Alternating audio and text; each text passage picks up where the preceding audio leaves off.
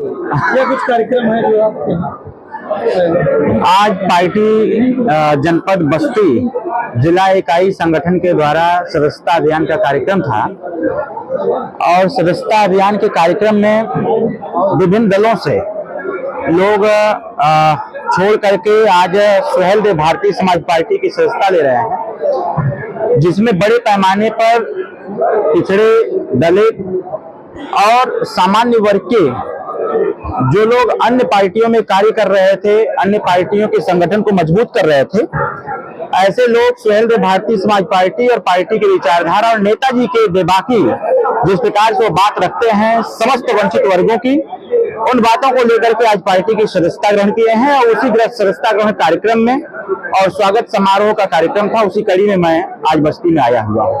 विपक्षी जो है कहीं ना कहीं निशाना साध रहा है कि मंत्रिमंडल में अभी तक आपको जगह नहीं मिली है। देखिए, विपक्षियों को क्या बताएं, विपक्षी कुछ नहीं पता है। विपक्षी कभी भी हमारी बड़ाई नहीं कर सकते हैं। वो इस बात को कदापि नहीं कह सकते हैं कि ओम प्रकाश राजभर उत्तर प्रदेश नहीं देश का एक ऐसा नेता है जो समस्त वंचित वर्गों के हिस्से की बात करता है। वो कभी इस बात को नहीं कह सकते हैं कि उत्तर प्रदेश का इकलौता नेता ओम प्रकाश राजभर मंत्री रहते हुए वो जिस सरकार में था उसी सरकार के खिलाफ बगावत किया, और बगावत करने के पीछे जो कारण था वो उत्तर प्रदेश के गरीब तबके के लोग थे, जो समाज में न्याय नहीं मिल पा रहा था, कानून का राज स्थापित नहीं हो पा रहा था। ऐसे तमाम मुद्दों को लेकर के नेताजी अपनी ही सरकार से भेजे। ये विपक्ष नहीं कहेगा। हाँ, हमसे ज्यादा चिंता विपक्ष को इस बात की जरूर है कि हमारा नेता मंत्री क्यों नहीं बन रहा है। उनको पता है कि वो तो कुछ करा नहीं पाएंगे। जो विपक्ष में चाहे अखिलेश जी हो, चाहे कोई पार्टी के हों, सपा के हों, बसपा के हों, कांग्रेस के हों, ये जितने लोग हैं ये अच्छी प्रकार से जानते हैं कि हम तो गरीबों का कल्याण कर नहीं पाएंगे।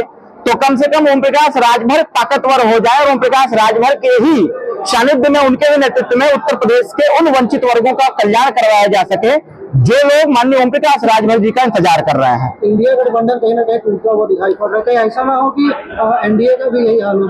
नहीं, एनडीए तो टूटने वाला नहीं है। पहली चीज, इंडिया गठबंधन टूटते हुए नजर आ रहा है। ये आज नहीं, मैं बहुत पहले ही कह दिया था।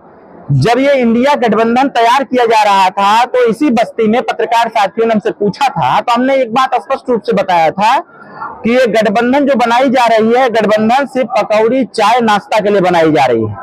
चुनाव आते आते सब अलग अलग होकर के चुनाव लड़ेंगे और उसमें जो सबसे बड़ी अहम भूमिका निभाने का कार्य कर रहे थे अखिलेश यादव जी।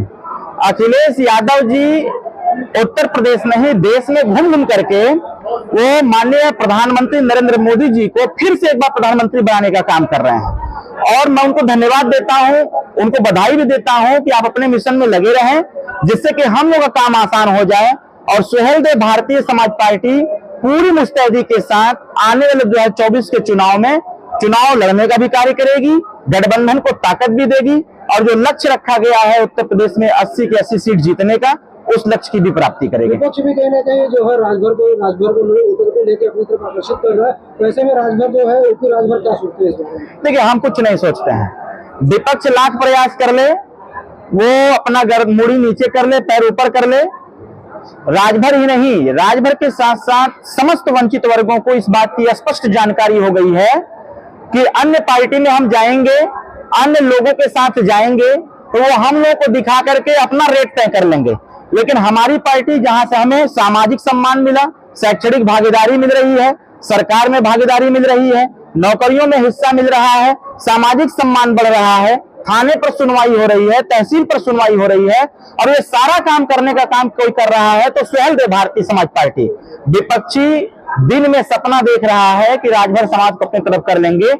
अखिलेश यादव नहीं, अखिलेश यादव जैसे 100 लोग लपट जाएं तब भी कुछ नहीं कर पाएंगे सुहेल देव भारतीय समाज पार्टी। मोदी को लेके क्या लगता है कि राजभर जो है पूरी तरह से तैयार हो चुकी है? राजभर समाज पूर्ण रूप से तैयार है, और तैयार ही नहीं है, वो काम भी कर रहा है।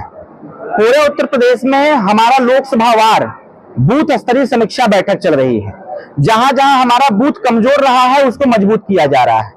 बूथ को हम लोग 7-7 बूथ को बांट करके, जोड़ करके एक एक सेक्टर बनाए हैं। हमारा बूथ का बैठक, सेक्टर का बैठक, विधानसभा का, जिले का, हर स्तर का कार्यक्रम चल रहा है। और हम पूरी ईमानदारी और निष्ठा के साथ अपने नेता को ताकत दे रहे हैं कि हमारा नेता ताकतवर होगा, सुहेल देव भारतीय समाज पार्टी का संगठन मजबूत होगा तो जिस प्रकार से 2017 में हमने भारतीय जनता पार्टी के साथ गठबंधन करके अपनी ताकत का एहसास कराया था, 2022 में जो अखिलेश यादव पे चिल्ला रहे हैं, उनको इस बात को समझना चाहिए। अखिलेश यादव भस्मासुर रूपी नेता हो गए हैं। उन्होंने हमसे आशीर्वाद मांगा, जैसे भस्मासुर था, असुर था, वो शंकर भगवान से आशीर्वाद मांगा कि हमको ऐसा आशीर्वाद दीजिए कि हम जिसके सर पे हाथ रखे भस्म हो जाए। शंकर भगवान बिना सोचे समझे आशीर्वाद दे दिए और सबसे पहले शंकर भगवान को दौड़ा लिया। उसी प्रकार से अखिलेश यादव जी हैं। हम अखिलेश यादव जी को भस्मासुर कहते हैं। अखिलेश यादव भस्मासुर हैं।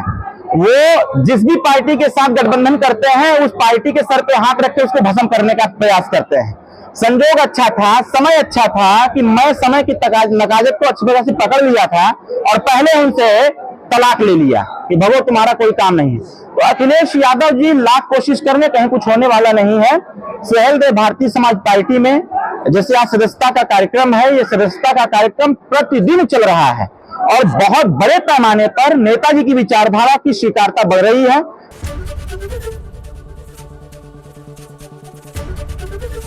एबीपी गंगा, खबर आपकी, जुबान आपकी।